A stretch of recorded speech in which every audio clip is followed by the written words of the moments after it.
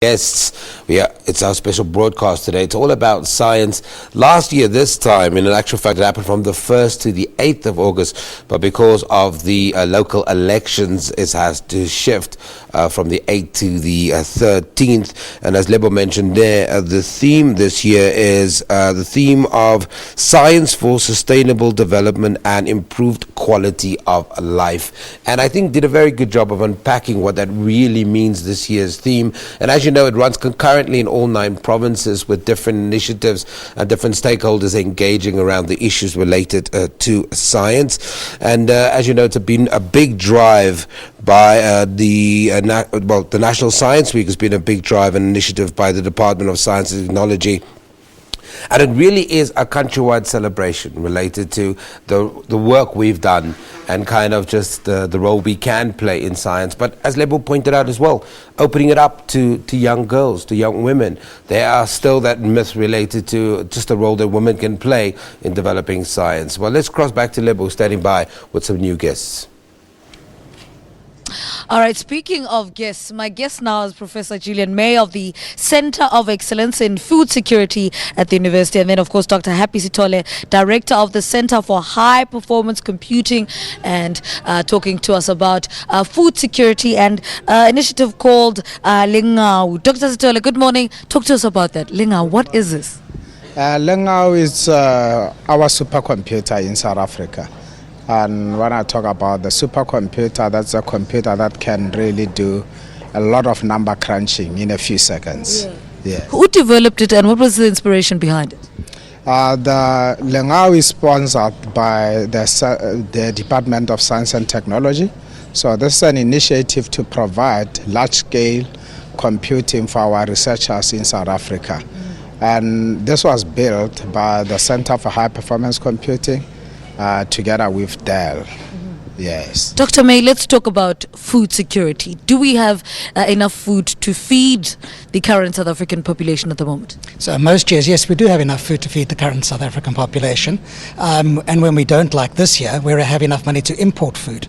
But food security is not just about having enough food, it's about having access to food, and it's a kind of food that we eat. Elaborate on that. What does that even mean? So let's look at one of the most important questions in food security. We probably have enough science and technology to feed the population of South Africa and the population of the world. And yet every morning we will drive past hungry people.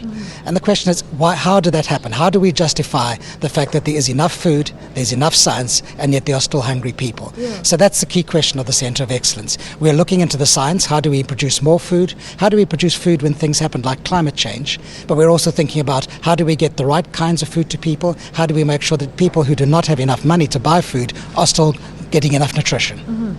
What are we tapping into, and who are some of the key stakeholders in ensuring that food security is sustainable? Well, the Center of Excellence is actually quite interesting because we're a virtual center. We're hosted at UWC and co-hosted at the University of Pretoria. That means that we can draw on the resources of every university in South Africa. And almost every university in South Africa, plus the research councils, are involved in the Center of Excellence. So we have considerable resources. We range from people working on plant science, developing new kinds of maize that are drought and saline resistant, right the way through to people working on the humanities and the humanities in food. So this is about who are the experts in food, and how do they justify being experts? What are the politics of food? So food security then is a very interesting field because it's not just science as we've been talking about so far. It's science that includes the science of social science as well as the humanities. Dr. Sithole, Lingau, what problems is this Lingau going to solve, or what solutions will it bring to the table? If you look today, there are a lot of challenges in terms of data that we produce. I think everybody now carries a cell phone. We generate a lot of data. But there is a lot of data that has got to do with our normal, humans to be able to survive, like health. We also need a lot of data to process, like when we do your weather forecasting, when we do our designs and engineering. So all these things requires not just my laptop, but a lot of computing power. And these are the type of things that we're looking at. Like, for an example, things like climate change. And Prof just talked about food security here. We need to be able to be ready, to be prepared, and for us to make those decisions accurately and be able to do that on time, we need to be able to do the processing fast enough.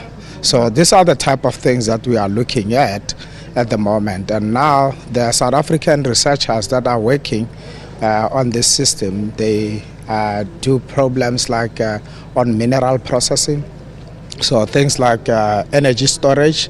So at the moment we are talking about renewable energies, but the big challenge is what sort of storage devices are we going to be able to use. So we have got researchers who are working on this. We have got researchers who are working on bioinformatics, and this is the next generation of how we are going to be treating patients, because we'll need to be able to store the data about your genetic information and the type of prescriptions that can be given. That will require a lot of data to be processed. So these are the type of things that we are looking at. Dr. May, biodiversity and food security, how do these worlds, these two different worlds, complement each other? Very good question. So in our center, we are looking at things such as the bambara bean, which is an indigenous vegetable that is grown in KwaZulu-Natal. That's exactly how we can bring in the biodiversity of our country into our food system. If we can find a way of making bambara a substance that people enjoy to eat. For example, we're thinking about breakfast foods or health bars. We are able to link the environment and the food security.